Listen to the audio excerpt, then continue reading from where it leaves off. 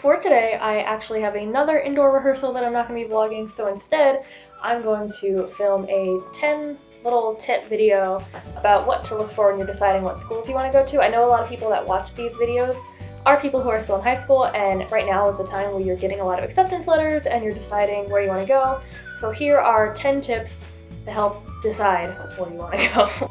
Okay, so tip number 1, does it have your major? And this may sound like stupid, like yes, you probably didn't apply to the school if it doesn't have your major, but not just does it have your major, but does it have other majors that you're interested in. You're gonna hear all the time that like people expect you to switch majors and no one believes that you're gonna keep your major. And while I don't say that, I definitely I did explore other majors and minors and stuff since I've been here. And a lot of people do that. A lot of people pick up minors or pick up 2 minors or pick up another major, or some people do switch their majors. So that's not totally unusual. So picking a school that has a lot of different options will definitely open up opportunities for you.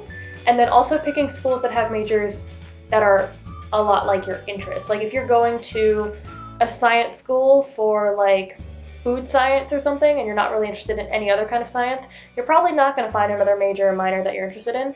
But if you go to a school that has a lot of majors and stuff that you're interested in, then that could help. Especially if you're undecided, then you definitely do want to go to a school with a lot of majors. Next one is talking about the size of your school. So some people do want to go to a bigger school, where I'm talking like 30, 40,000 people.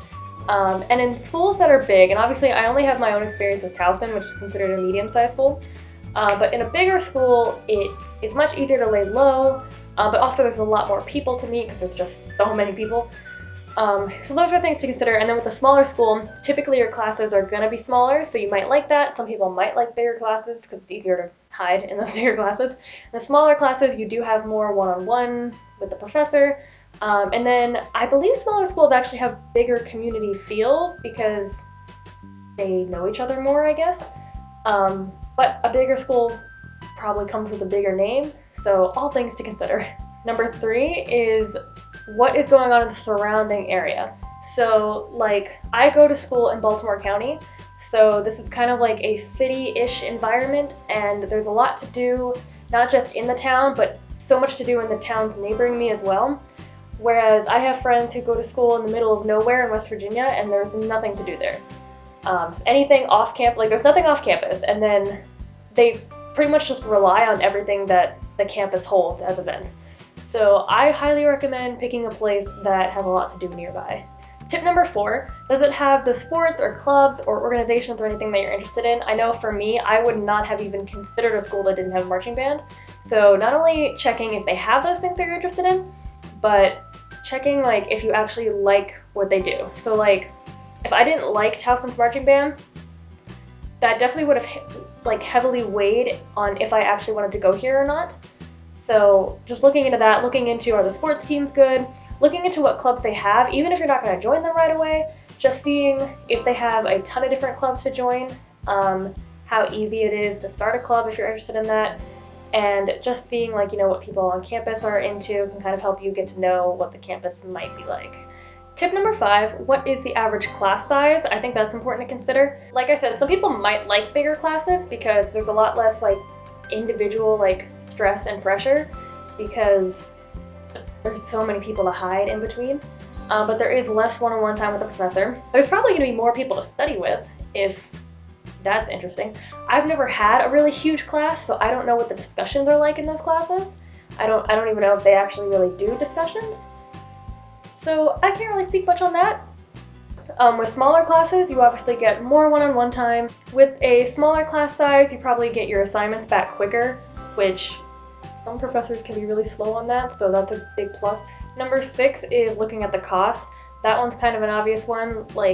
You need to know what the cost is, you need to know if you can afford it, your plans for paying for it and all that. I just felt like I had to put that in here because it is very important to consider the cost. Number 7, what kind of student life are you looking for? Are you looking for a school where their reputation is partying, which some people are. Some people do want that partying college experience, so more power to you. But there are definitely some schools that have more of a partying reputation, so you might be looking into those. Or you could go to a school where sports are a big deal and their reputation is more being really sport heavy. Or more academic heavy or more arts heavy or something like that. So looking into the student life and the reputation of the school can help you decide which school you want to go to. Tip number 8 is how much school spirit does the school have? And this one is easier if you actually go to visit the campus that you're looking at, which I know that not everyone can visit every campus that they're looking at. So, but I feel like if you can, this is a good thing to consider if you like the school spirit atmosphere. I know I wanted to go to a school that had a lot of school spirit and was really energized and really excited, and I wanted to go to a school where they like filled the stadium and everything like that, and people dressed up in whatever the school colors were and they painted and everything. I thought that'd be really cool. So stuff like that. Or if you really don't care about that, then you can go to a more low-key school or something like that. So that's just another little thing to consider. Tip number 9 is looking at the food options. This one can actually be really difficult to truly research because every school is going to say that they have like the best food, and they're going to say they have a ton of options for every single lifestyle, diet, or anything like that. So it's hard to actually know that for sure. This is another good one where if you can visit the campus and actually see the food for yourself, that would be ideal. If not, I do recommend reaching out to clubs that may follow that lifestyle or diet. I am only speaking like coming in as a vegetarian and later going vegan. I know that like we have a veg club, so if I wanted to, I could have contacted the veg club and asked what the food options were like.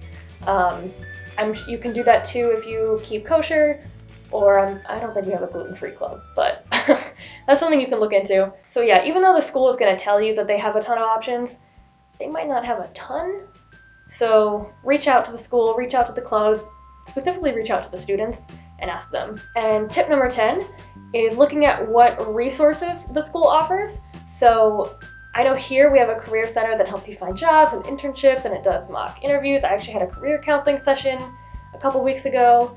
We have a writing center, and they help you write papers or lab reports or whatever you need.